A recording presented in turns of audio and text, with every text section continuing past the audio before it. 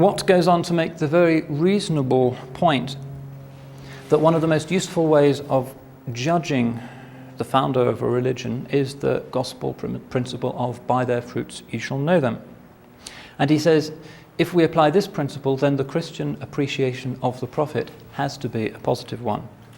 Islam has historically inspired great sacred literature, superb, uplifting works of architecture, and allowed many men and women to achieve what has to be recognized as sainthood. So Montgomery Watt is to be admired for all of this, and he's representative of a certain strand of liberal Protestant theology that is concerned to maintain the idea of the generosity and the justice of God.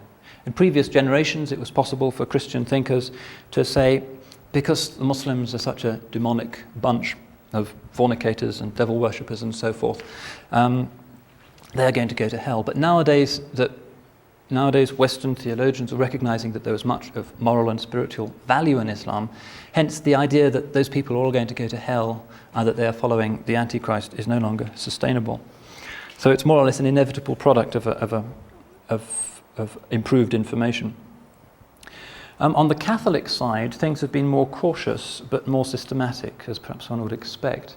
One of the entailments of the Second Vatican Council was a radical revision of the traditional exclusiveness taught by the Catholic Church. Extra ecclesia nulla salus, outside the Church, no salvation. This is no longer accepted.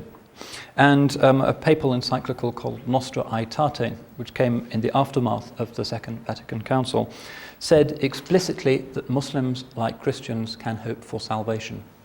Very major revolution, which, given the hierarchical nature of the Vatican, has managed to trickle down to parish level.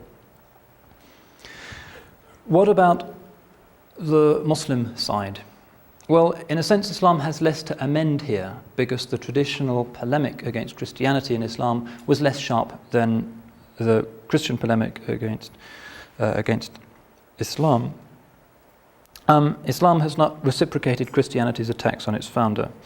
It can't, because Jesus is so highly esteemed in the Quran. Islam has been less historically inclined to persecute other faiths.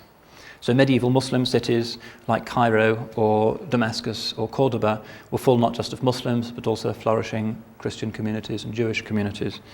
Whereas in medieval Christian cities it was pretty difficult to exist safely as a Jew.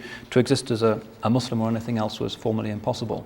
We find, for instance, that when the first Ottoman embassy came to Britain in the rule of Henry VIII, they were forced to submit to baptism before they were allowed ashore at Portsmouth. It was just inconceivable that there could be any Muslims in England.